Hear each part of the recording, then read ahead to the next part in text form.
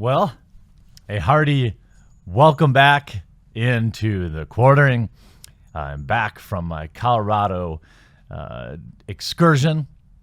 Really eager to get back to work. So much to talk about.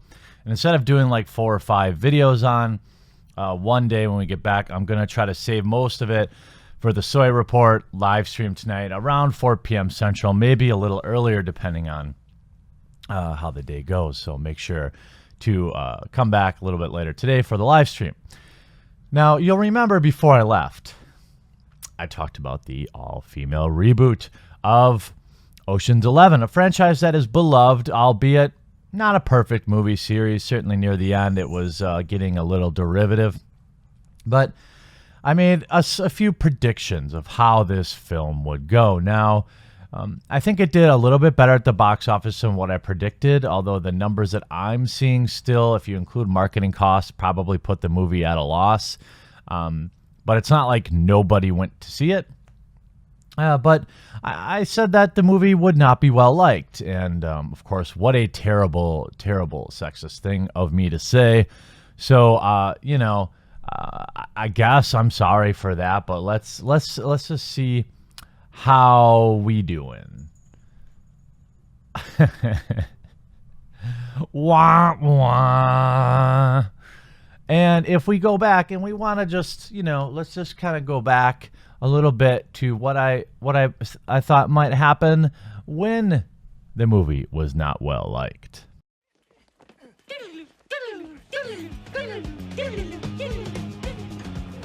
The articles will start to come out about how people in America, and across the world just aren't woke enough to want to see an all-female, powerful cast. And at least one of the C-level actresses in this film, so not Sandra Bullock, but it'll be the Indian chick from The Office, or it'll be like Mindy Kaling, or it'll be like Anne Hathaway, although she's not really C-list.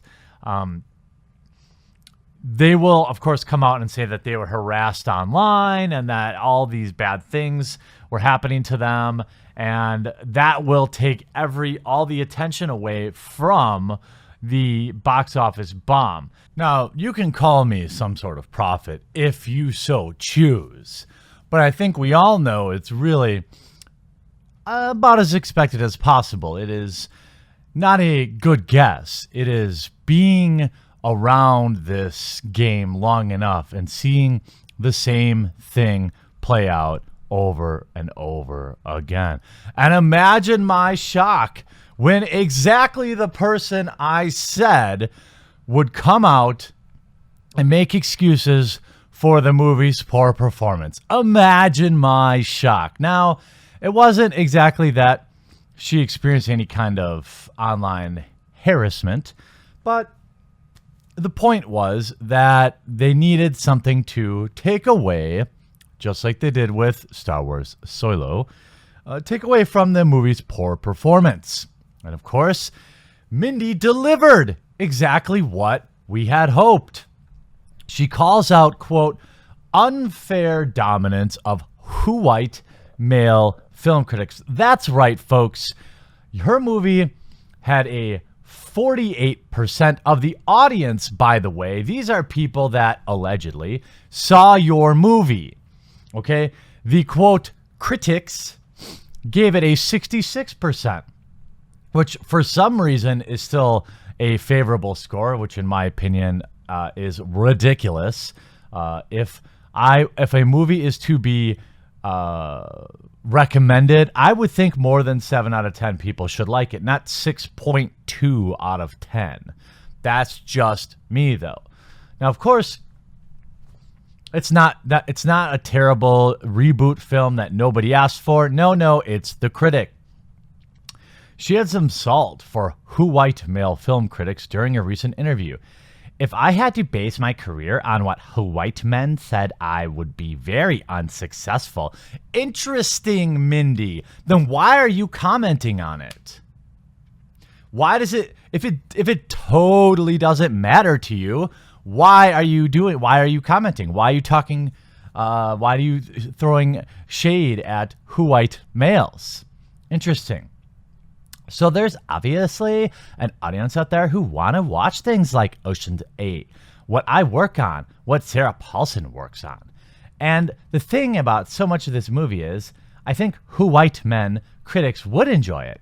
It's my work, or would enjoy my work, but often I think there is a critic who will damn it in a way because they don't understand it, because they come at it from a different point of view. So they're powerful. Quote, Rotten Tomatoes. All those white males.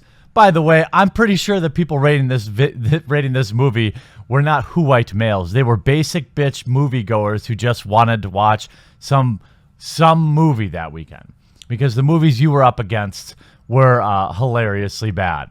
Okay, this week you competed against Tag, which looks like an absolute steaming shit pile.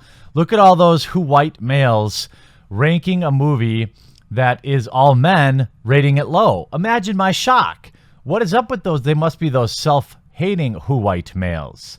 Also, look at all the racists rating Superfly with a 53%. Interesting stuff. And then we see, of course, Brie Larson. By the way, Brie Larson, the one who publicly went out of her way to publicly shame some poor TSA agent who shot his shot and asked her out on a date, which turned out to be a joke. But she used it as an opportunity to play victim and shame men basically all over the world for being disgusting and all of the other things that, people would say. 20% of film critics are of color will be credentialed at upcoming Sundance Film. So what they want is equal representation, because they think that's going to somehow help. The fact of the matter is, if a movie's bad, I'm pretty sure the last thing that matters is the color of your skin. Like, I'm pretty sure black folks and white folks together disliked this film. And then we have I want more than just white dudes reviewing films. Notice it. This is exactly what I said would happen. It's the narrative shift. It's not that your movie has a 48% rating. It's, I don't need a white dude to tell me what didn't work for him in A Wrinkle in Time. It wasn't made for him. Isn't that funny? When your movies fail, when your movies bomb, right, and nobody likes them, it's just too good for you. You didn't understand it. It wasn't made for you. But if she was in, some super popular movie, then you don't hear them saying, well, geez, I wish more people would have stayed home. I wish more of those toxic white males wouldn't have paid me money. We have her speech here. Sorry, Colt is very excited. She went on to say, saying the study Larson, of the 100 highest grossing movies in 2017, less than a quarter of their critics were white, women. Again, nobody gives a shit what critics say, right? Nobody. At best, Rotten Tomatoes is directional, and you know what I do when I look at it? I never look at this. Never. Who does? These are bought and paid for. So you look at the audience score. That's what matters, right? But no, you weren't woke enough. You weren't woke enough to enjoy her movie. And, it's not that it didn't make any money, which it didn't, but, it's because the white males, recognizing reviews change lives and the impact on which films considered award season. Nobody cares about awards. You know what? Do you think that if a movie made $300 million but didn't win a Grammy, or Oscar, that's how little normies give a shit. I don't even know what the awards are called. Okay.